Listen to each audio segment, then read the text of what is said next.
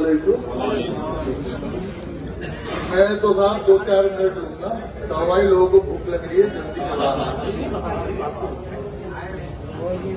देखिए, सबसे पहले मैं आपको बताना चाहता हूँ कि जो कॉरपोरेशन का इलेक्शन है, ये बेसिक एमिनिटीज का इलेक्शन है।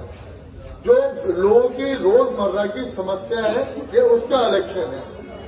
और हमारे इलाके के अंदर जो डेवलपमेंट है, कॉरपोरेशन के अंदर काउंसिलर को इतनी भी पावर दिल्ली सरकार ने नहीं दी कि वो अनऑथराइज्ड कॉलोनी के अंदर अपना बजट लगा सके। और जो बजट हमें मिलता है वो रेगुलाइज कॉलोनी में हम लगा सकते हैं, लेकिन वो बजट भी इतना है कि 2 या 1-3 गलियां उसी में हमें सप्लाई भी लेनी है रेगुलाइज कॉलोनी के नाम पे, उसी में सीमेंट डालना है, उसी में बदरपुर आना है। तो बहुत सारी दिक्कतें पूरे 5 साल जब से ये एमएलए साहब आए हैं, सबसे पहले इन्होंने एक काम किया कि एमएलए को एक पावर है, राइट है कि वो डेवलपमेंट अपनी मर्जी से किसी भी एजेंसी से करा सकता है। दिल्ली गवर्नमेंट की 3 एजेंसी काम करती है, 2 दिल्ली गवर्नमेंट की, 1 म्यूनिसिपल कॉर्पोरेशन। तो ये एमएलए को राइट है, पावर है कि वो इन 3 एजेंसी में से किसी से काम करा सकता है। तो सबसे पहले तो उन्होंने अपनी दिल्ली सरकार की एजेंसी होती है जो अनऑथराइज्ड कॉलोनी के अंदर बजट देती है, फंड देती है। यूडी एक डिपार्टमेंट है दिल्ली सरकार का जो फंड देता है, उस फंड को वो फिर दूसरे डिपार्टमेंट को डाइवर्ट किया जाता है। उसमें 3 जगह जाता है। अगर एमएलए लिख के दे दे कि मैं एमसीडी से काम कराना चाहता हूँ, तो वो एमसीडी के उसमें टेंडर होंगे, उसके अंदर एमसीडी का दखल हो जाएगा। सबसे पहले जीतने के बाद उन्होंने लेटर लिख के दिया है, उसकी आरटीआई भी की कॉपी मेरे पास है। अगर आपको देखना हो तो मैं दिखा सकता हूँ, अगर कोई मीडिया वाला हो। मैंने उसकी कॉपी भी मंगा रखी है, उस लेटर की भी कॉपी मिल जाएगी। सबसे पहले उन्होंने ये लिखा कि मैं एमसीडी से काम नहीं कराना चाहता, तो लिहाजा मेरा दखल वहां खत्म कर देते हैं ये। इसी तरह पूरी दिल्ली के अंदर दिल्ली सरकार के ने यही लिख के दिया हुआ है। हर काउंसिलर ज्यादातर बीजेपी के हैं और जहां उनके हैं वो उनके फेवर में लिख के देते हैं। इसीलिए मैं डेवलपमेंट में पीछे रहा। जो सड़कें मैंने अब से 10 साल पहले बनवाई थी, वही सड़कें बनी हुई है, वही पानी की लाइनें पड़ी हुई जो परवेज वाजपेयी के टाइम पे पड़ी हुई थी, परवेज भाई के टाइम पे वही वो पड़ा हुआ है। दूसरे इन्होंने आईजीएल एक कंपनी है, उसको उन्होंने क्या किया, क्या सौदा किया, सारी आपकी इलाके की सड़कें खोद कर डाल दी, वो आज तक रिपेयर भी नहीं हुई। और मैंने कई बार उनका काम रुकवाकर कोशिश की, लेकिन वो रिपेयर नहीं हुई। आप देखेंगे गली गली में जो है गड्ढे हो रहे हैं, सड़कें खराब है। जो हमने बनवाई थी वो अभी अगर रहती तो ठीक रहती। अगर कोई सड़क खोदता है तो वो पैसा जमा कराएगा, आईजीएल वाले जमा करेंगे और वो रिपेयर करेंगे। ड्रिगिंग एक वो है, लॉ है, कानून है कि उसको बनाए, खोलेंगे और लाइन डालेंगे और बनाएंगे।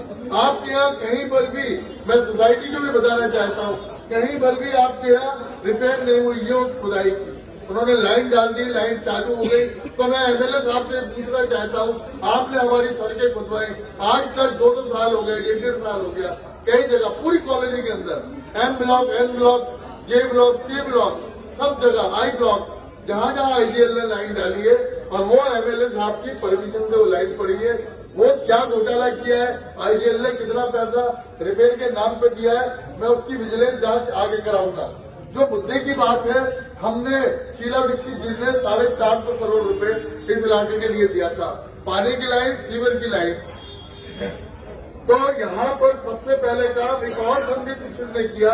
हमारे यहाँ ये पीछे आपके बिल्कुल बैक में एक जगह पड़ी है, उमर मस्जिद के बिल्कुल बराबर में। तो धोबी घाट के ऊपर संदीप दीक्षित ने जगह दी थी, वो वाटर ट्रीटमेंट प्लांट और पंप हाउस पूरे आपके लिए। ये सारा आपका टैंक यहाँ बनता है, यहाँ से रिसाइकल होकर पानी आपको साफ मिलता, जमना का पानी। 2013 के मेरे पास कागज है, मेरे पास डॉक्यूमेंट है। विधायक साहब को मैं दिखाना चाहता हूँ, मैं इसकी भी जांच कराऊंगा कि इतना देर में ये अभी तक अब काम शुरू हुआ है, जाकर थोड़ा बहुत वो भी अब काम शुरू, जो काम रेगुलरली पहले करना चाहिए था वो सबसे बाद में किया जा रहा है। लाइन डाल दी, पानी का सोर्स कहाँ से है, आप सब पढ़े लिखे लोग हैं, सोर्स पानी का आप कोई दिया नहीं, आपने आउटर से आप लाइन लेके आए नहीं, टैंकर आपने बनाए नहीं, बड़े बड़े टैंकर बनते हैं वो आपने बनाए नहीं। तो कहाँ से पानी आएगा, कहाँ से इकट्ठा होगा, स्टोर करने के टैंक होते हैं, सब लोगों का आपको मालूम है।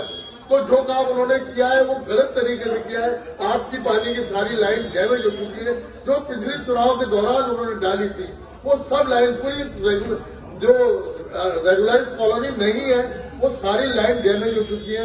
ये आपके टैक्स का पैसा है, हमारे टैक्स का पैसा है। विधायक साहब को कोई काम करने का सलीका नहीं है, बात करने का सलीका नहीं है, पढ़ा लिखा आदमी उनके पास कोई जाता नहीं है, उनको कोई समझाने वाला नहीं है। जो सिस्टम होता है काम करने का वो सिस्टम उनके पास नहीं है। मैं सीवर का पानी कहाँ ले जाऊं, आउटफॉल कहीं नहीं है, पंप हाउस बनना चाहिए, पंप हाउस बना नहीं है। मैं आपसे सिर्फ काम की बात करूंगा। काम के मामले में अगर कोई मुझे कहेगा मैं उस पानी को अभी खलीलुल्लाह मस्जिद में महीने भर पानी भरा था, मैंने कैसे कैसे परेशानी से उस लाइन को ठीक कराया।